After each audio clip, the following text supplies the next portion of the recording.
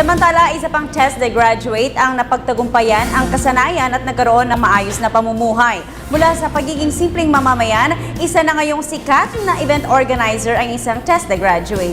Kilalanin natin siya sa report ni Sweden Velado.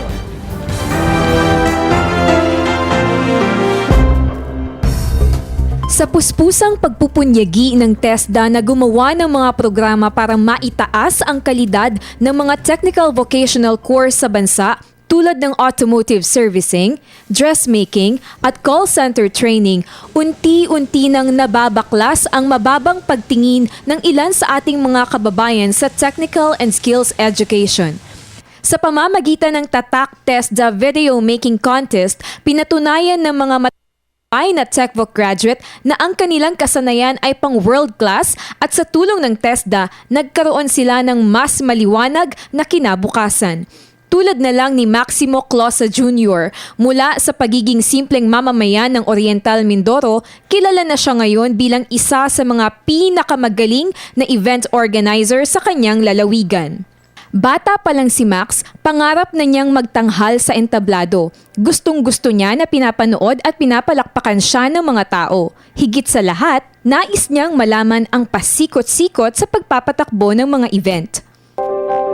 So, alamin kung paano ba magpalakad, paano ba magpatakbo ng isang event from the crew, sa backstage, at saka yung show mismo. Anong role ba sa isang event pwede ako? Subalit dahil sa hirap ng buhay, hindi kayang tustusan ng kanyang pamilya ang pag-aaral ni Max sa kolehiyo.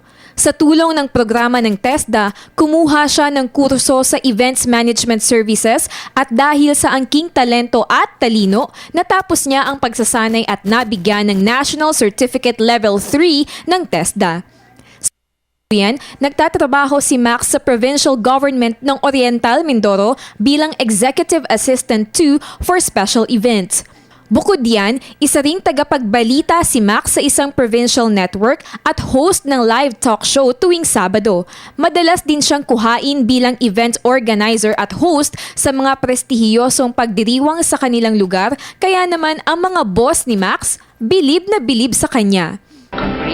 We have seen his capacity to organize the event.